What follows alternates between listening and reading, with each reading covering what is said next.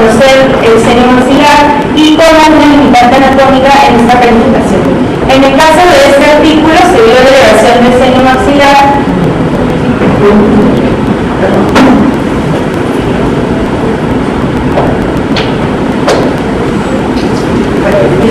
En este caso se vio la elevación del seno maxilar mediante una ventana lateral. La técnica de la ventana lateral está bien descrita en la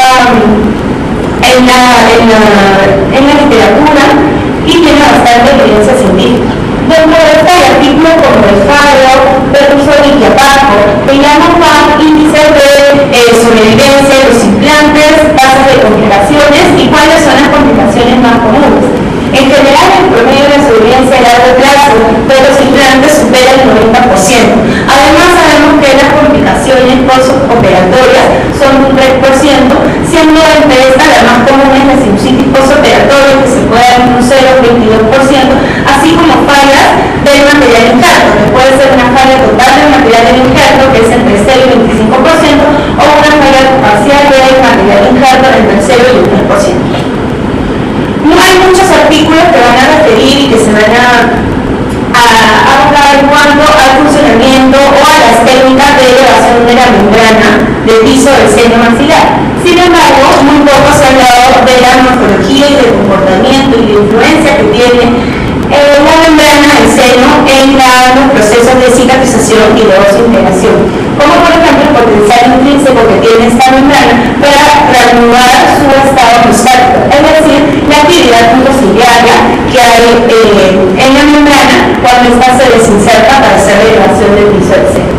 Artículos como el Muraretti y Menga ya nos hablan que hay una ausencia inflamatoria en la membrana del seno. Además, Muraretti publica que él ha visto que dentro de las funciones de la membrana del seno no se implica una función pedestal, es decir, no podemos asociar a la membrana sinusal con algún proceso regenerativo en según Muraretti, después de la conservación de material de injerto. Además, va a requerir la membrana adaptaciones fisiológicas que van a disminuir las glándulas de la lámina propia, o sea, las glándulas de secreción de mucosa, y se va a afrontar un gran número de células caliciformes de la membrana del seno.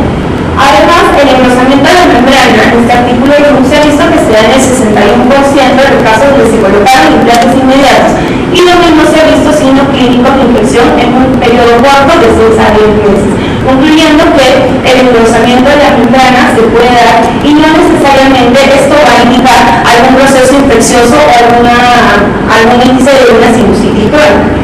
Lo que sí nos puede indicar es que toda elevación del seno puede traernos alteraciones morfológicas de la membrana, y esto se puede considerar como una actividad fisiológica mucociliaria deficiente que puede comprometer el estado del seno maxilar.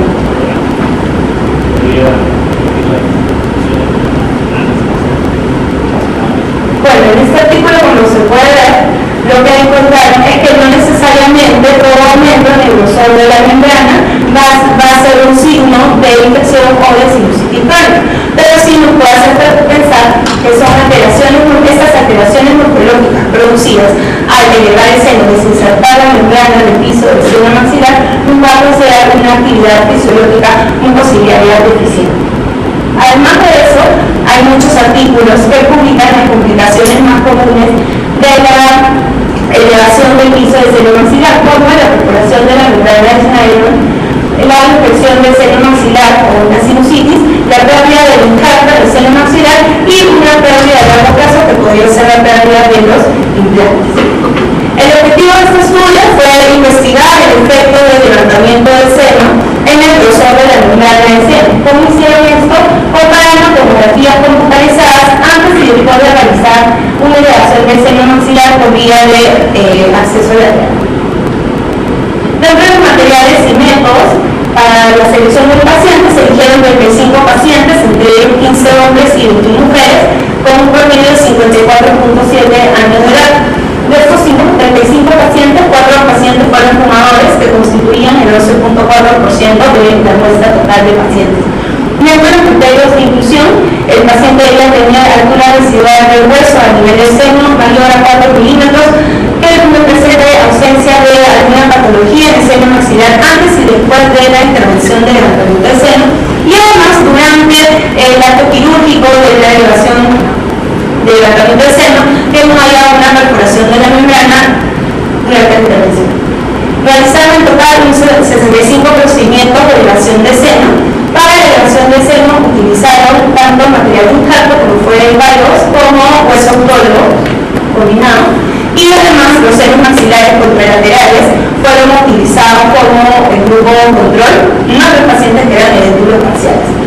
En el preoperatorio, o sea, antes de realizar el levantamiento de seno, tomaron tomografías computarizadas unos 6 meses antes de la intervención quirúrgica, y luego de realizar el levantamiento de seno, tomaron otra tomografía computarizada 4 a 6 meses después.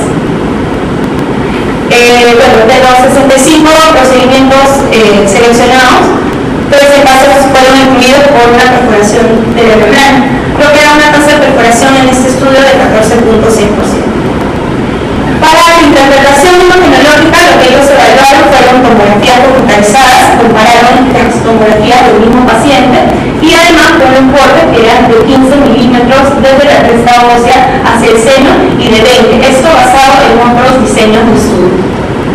Además, mediante cortes axiales, lo que evaluaron en las tomografías prequirúrgicas fue el perímetro del seno óseo, el área del seno óseo y el área traumatizada del seno. Dentro de las tomografías postquirúrgicas se evaluaron los mismos parámetros, así como el perímetro total del injerto y el área del injerto que colocaron.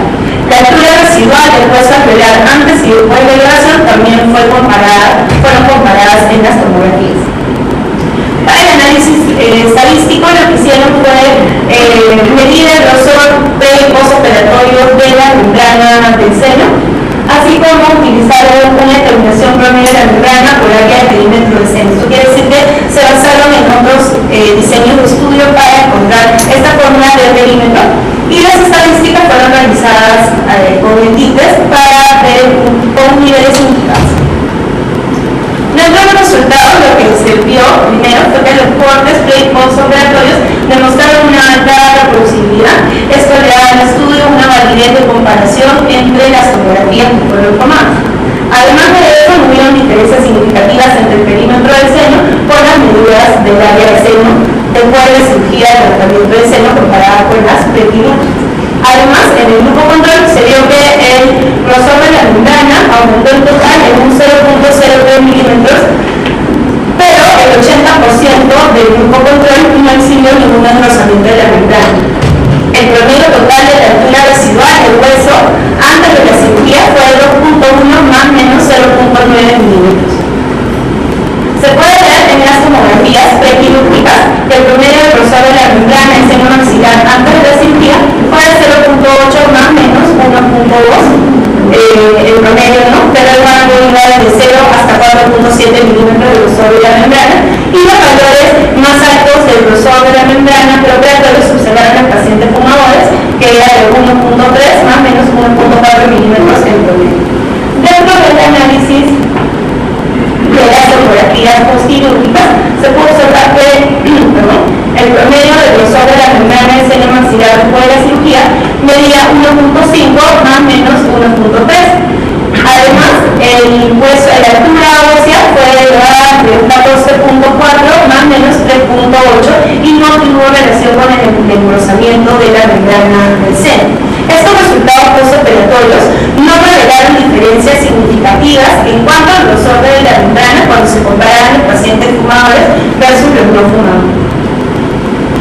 Entonces, lo que nos da es esta tabla, lo que va a resumir son los comparativos que vieron entre las tomografías preoperatorias versus las postoperatorias, donde podemos observar que no hubieron cambios significativos en cuanto a las dimensiones del seno, pero sí en cuanto al grosor de la membrana, donde se ve un aumento significativo postquirúrgico en la membrana comparado con las tomografías prequirúrgicas. En esta tabla, lo que nos quieren demostrar es la frecuencia del aumento del grosor del seno maxilar, donde se puede observar que en este 26% tuvo los mismos valores de engrosamiento, que iban de 0.1 a 0.4, hasta un máximo de 2% de 4.1 a 4.5, siendo el número más alto de engrosamiento de membrana después de una cirugía de levantamiento de seno en este estudio, ¿no? Ahora se encontraron, como se ve en las tablas, que los valores del engrosamiento de la membrana fueron más altos en las tomografías postoperatorias, o sea, luego de haber realizado el levantamiento del seno. El promedio del aumento general es 0.8 más menos 1.6 milímetros, que coincide con la literatura referida al tema también. 18 de los senos maxilares, es decir, el 28% de los senos que fueron vistos en el grupo experimental no mostraron un aumento del grosor de la membrana, pero sí el 72% del grupo que se le realizó un levantamiento de seno se dio un engrosamiento de la membrana entre 1.4 más menos 1.2 de promedio. Es decir, en el grupo, si comparamos el grupo control, donde no se hizo levantamiento de seno con el grupo experimental, vemos que, bueno, en general el promedio del grosor de la membrana antes de la cirugía fue el 0.8 y en el grupo experimental este 72% de los senos maxilares demostraron un engrosamiento después de la colocación del injerto, que iba de 1.4 milímetros hasta 4.4 milímetros de engrosamiento más. Ahora, también es importante recalcar que el grosor de la membrana en las tomografías prequirúrgicas que tenían altos valores, es decir, mayores a 0.8 milímetros, que es el promedio que encontraron, no tuvieron diferencias significativas en cuanto al aumento del grosor luego de la elevación de seno. Artículos como el de Llana nos dan datos similares a los que encontraron en este artículo, ¿no? Como el grosor de la membrana, que va a exhibir un amplio rango de mínimo 0.16 y bueno, ellos encontraron máximo 34.61 milímetros, pero en caso de patología del seno maxilar. Los más altos valores iban desde 2.6 a 3.11 milímetros, que fueron encontrados para las mucosas que se encontraban en las secciones medios sagitales del seno maxilar. Y el hallazgo más frecuente que se da cuando se da un engrosamiento de la membrana es un engrosamiento de tipo plano. También habla del comportamiento y la función de la membrana del seno, ¿no? Diciendo que más del 90% de esas células epiteliales de la membrana son ciliares y están distribuidas en esta capa epitelial estratificada.